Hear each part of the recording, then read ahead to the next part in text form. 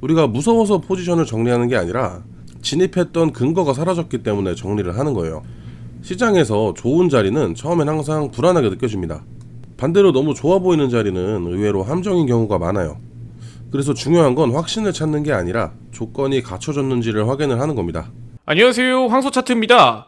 영상 시청하시기 전에 구독과 좋아요 부탁드리고 해외 증권사를 사용하시면 나스닥 한 계약 기준 140만원, 최소 증거금 14,000원부터의 선물 거래가 가능합니다. 글로벌 1,800만 다운로드 수를 기록한 메타트레이더 5와 함께 해외 증권사에 대한 자세한 내용은 댓글의 고객센터 혹은 더보기란에 셀프 계좌 개설 영상을 참조해 주시기 바라겠습니다. 안녕하세요, 황소차트입니다. 오늘은 일목균형표의 후행 스팬과 20일 이동평균선을 함께 활용을 해서 시장의 흐름과 진입 타점을 동시에 확인하는 방법에 대해서 설명해 보려고 합니다. 이 전략의 핵심은 복잡하지가 않아요. 이 노란선인 후행 스팬으로 시장의 방향과 힘을 먼저 판단을 하고 20일 이동평균선으로 조정 구간과 실제 진입 타점을 잡는 방식이에요. 이 두 가지만 제대로 이해를 해도 지금 시장이 약한지 강한지 지금 들어가도 되는 자리인지까지 전부 알 수가 있습니다. 자, 본격적으로 설명에 들어가기 전에 요즘 나스닥을 중심으로 변동성이 커지면서 해외 선물에 새로 입문하시는 분들이 많이 늘어났습니다. 그와 동시에 불법 대여업체나 리딩방 관련 피해들로 최근 들어 연락이 많이 들어오고 있어요.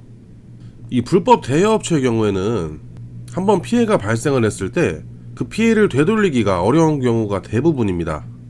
그렇기 때문에 무엇보다 사전에 조심을 하시는 게 가장 중요해요. 이 불법 대여업체는 절대 이용을 하지 마시고 가능하면 국내 증권사를 사용을 하시거나 국내 증권사의 증거금이 부담되시는 분들은 제가 사용 중인 해외 증권사 이지스퀘어를 이용하시는 것을 추천드립니다. 관련해서 자세한 내용은 영상 하단의 더보기란을 참고해 주시면 됩니다.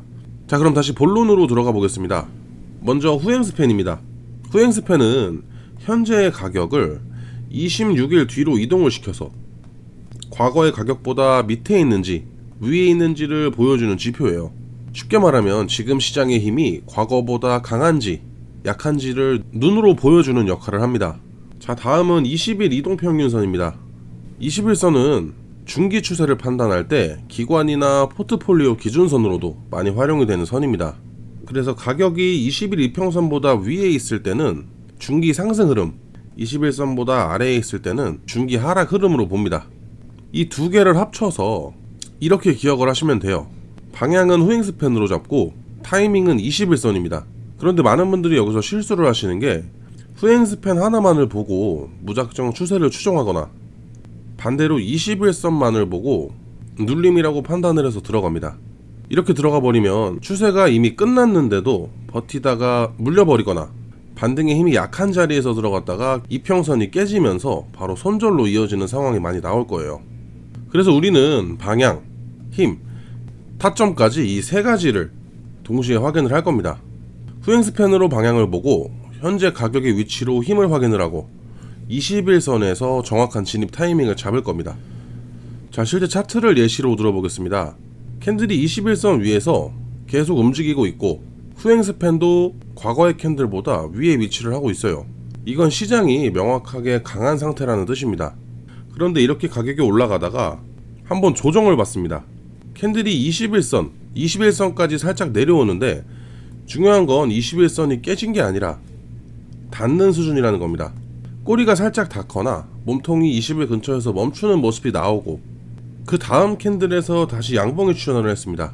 특히 종가가 21선 위에서 마감이 된다면 이 지점이 가장 정석적인 눌림 매수 타점이 되는 거예요. 손절 기준도 단순합니다.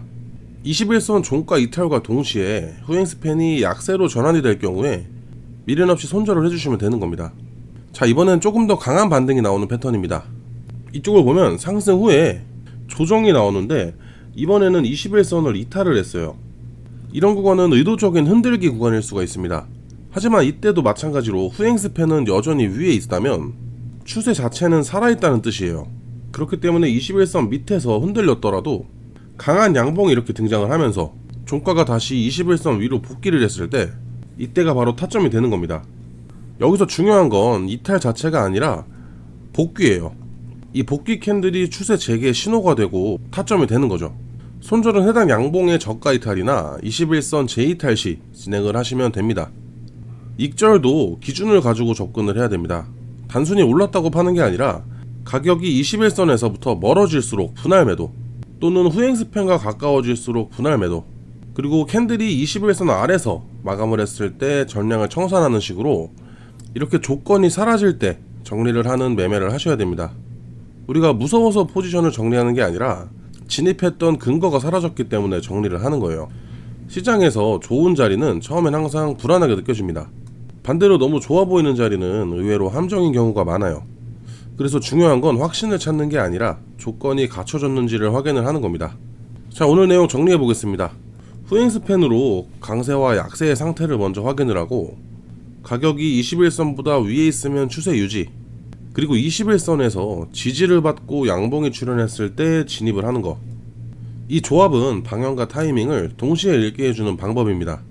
그래서 이 매매법에 익숙해지신다면 차트가 훨씬 단순하게 보일 겁니다. 자, 오늘 영상은 여기까지입니다. 영상을 보고 궁금한 내용은 댓글을 통해서 남겨주시고, 해외증권사 계좌 개설이나 메타트레이더 관련 문의사항은 영상 하단 더보기란에 있는 고객센터로 문의를 주시면 됩니다. 직접 셀프로 계좌 개설을 원하시는 분들께서는 더보기란에 있는 셀프 계좌 개설 영상을 시청해주세요. 지금까지 황소차트였습니다. 시청해주셔서 감사합니다.